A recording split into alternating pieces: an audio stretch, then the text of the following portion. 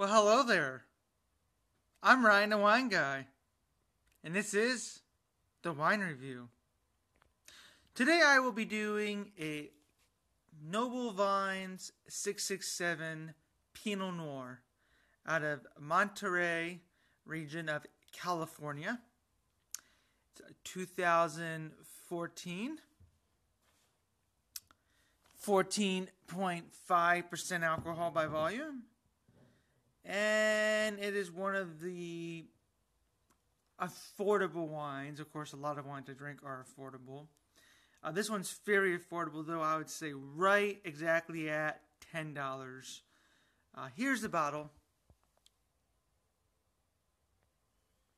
Then, of course, the wine in the glass. You can easily tell a very light Pinot Noir, kind of like almost like a purplish almost texture, like a velvety purple texture with a kind of like a teeny hint of red in there, but overall very purple sort of wine. It is from their Noble Vines collection. They make Pinot Noir, they make Cabernet Sauvignon, they make a Chardonnay, they make a red blend. So very, very, very excited to try this. It says, for centuries, vintners have singled out individual vines that produce exceptional grapes. A select few have stood the test of time and have been granted numbers to distinguish them. Noble Vines, and this is 667. So they'd probably say that on all theirs and then just the number. Noble Vines 667 Pinot Noir honors the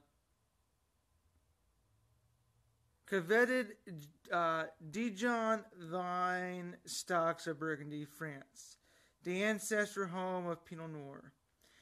These vines thrive at our carefully chosen vineyard sites in cool Monterey. This wine offers a velvety texture with cherry berry and earthy flavors, which are the hallmarks of 667. Served with roast chicken, salmon, grilled vegetables, pasta, or salad with cheese.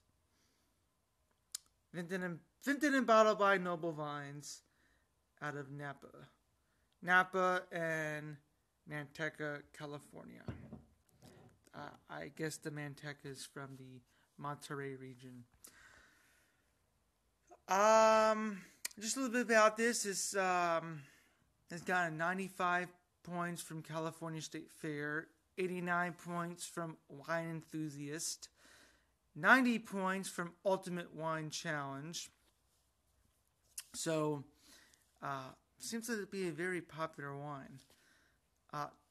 Tasting notes on this is actually on their website profile. Noble Vine 667 Pinot Noir exhibits appealing aromas of black cherry, plum, and a hint of bittersweet cocoa powder. Plush tannins and balanced acidity support core flavors of ripe Bing cherry, juicy plum, and delicate hints of soft, toasty oak. The pedigree of the grape makes 667 an appropriate wine for dinner parties to be enjoyed on its own or nearly any cuisine, particularly salmon, roast lamb, or salads with cheeses or nuts. So pretty much says the same thing, just a little bit different. So, as we said, the vine origin is Burgundy, France, appellation Monterey. The home vineyard is Saint Bernabeu, and it says cellaring you can enjoy now or within 3 to 4 years after vintage date. So we are in almost the year 2017. This is vintage date 2014. So we're approaching that time when it's going to be near its prime.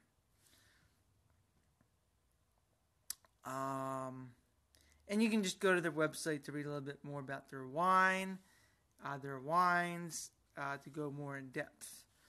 Because I don't want to go that much in depth. But I already showed you what the wine looks like. You can't really tell from here, but it is a very purplish wine. Light red around the rims. So not a very, very dark wine by any means. But then again, it is a Pinot Noir.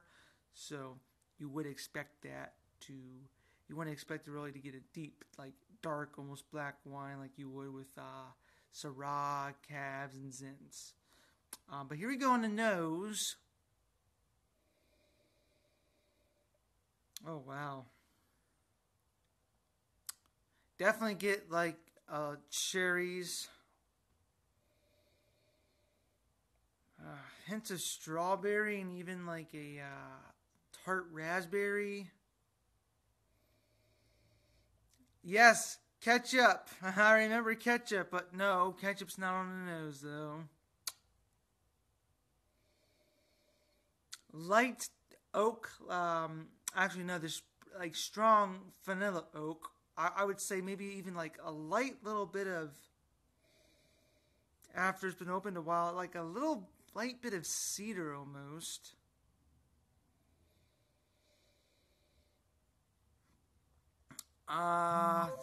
Some maybe like some type of like allspices, maybe like light cinnamon.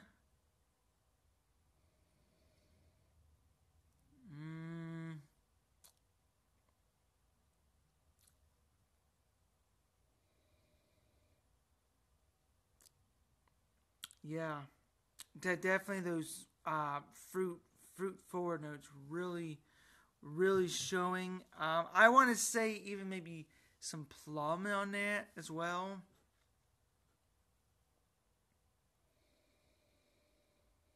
Definitely some noticeable earthy notes. And because it has that Burgundy style, a lot of French wine from Burgundy, especially, and from Bordeaux. I think Bordeaux has much more earth on it, but Burgundy is sort of kind of a little bit more laid back. But there is somewhat of a resemblance to the Burgundy type, with that oakness and that earth, and then those fruits just sort of almost as if you're just like playing out in a field of berries.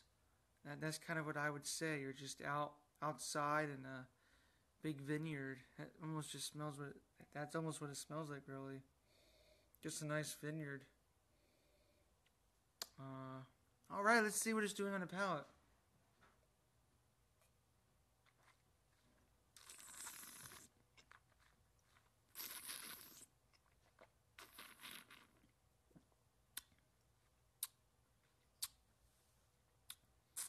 A very smooth wine. A very approachable wine. Cherries. A little bit of plum. You get that sort of light vanilla oak in there. A little earth spirits in there. Earth spirits, yeah. I said earth spirits. A little bit of earthness in there. Light spice dancing on the tongue. Nothing like, not like pepper, but like, I want to say like, it does sort of resemble, I want to say, some sort of cinnamon or cocoa. I think it's said even in there, like there's like a cocoa powder resemblance. So kind of you get this sort of flavor of some sort of like chocolate or cinnamon spice in there. But it's a very quick finish.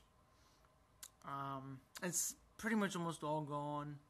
It is a dry finish. It kind of starts off maybe a little fruity, and then you get that sort of, actually in the back as I'm talking, if you swallow, you kind of do sort of now get that very late cocoa cocoa powder taste to it. So, as far as the other flavors go, really quickly, the cocoa powder does come up late, noticeably late. Like right now, I really do taste like cocoa powder, and it's sticking around, so I do like that. But other than that, it really is a quick finish as far as the fruit flavors go, as far as like that light vanilla-ness goes. Definitely, again, it definitely resembles a Burgundy wine. It's a wine that you enjoy with food or enjoy by itself, but it's not really anything to be overly excited about. But it's definitely something you want to try. It's a relaxation wine. It's not a type of wine that you want to drink when you're looking for full flavor, when you're looking for powerful flavor. It is just a wine to drink while you're lying around the house, watching movies, or with dinner. And then you watch movies after dinner and drink more of it. So that's the type of wine this is. It's just relaxation, good company wine. Nothing to brag about, but nothing that you say, I don't want to drink this because it's good. It's just, it is what it is. It's a relaxation wine. So with that, I do look into that. I was originally going to give this a 3.5. I still think I want to keep it at 3.5, just solely because it is a relaxation wine. It's not a wine I would brag about, but it's a wine I would share with people who maybe aren't big wine drinkers, people who are not necessarily wine drinkers, but they're not in those big, bold, sophisticated wines. They prefer more of the mellow kind.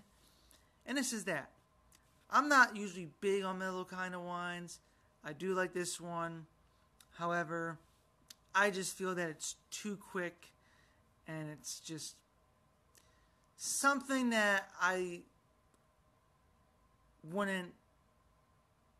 to bring it to a party of 20. I might bring it to a party of 3 if we're all just going to hang around. So that's kind of how I look at it. It's not like bring to a big party, but bring to a small gathering kind of wine. And that's why I give it 3.5. Because it's not going to impress anyone, but it will do the job. Especially the 14.5% alcohol. It will do the job. Especially for 2 people. If you're on a date, yeah, it will do the job. Or even by yourself. So that's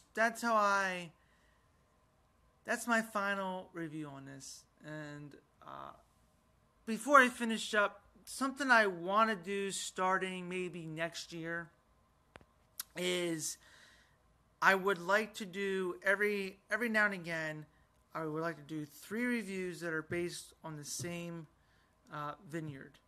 So for example, Noble Vines.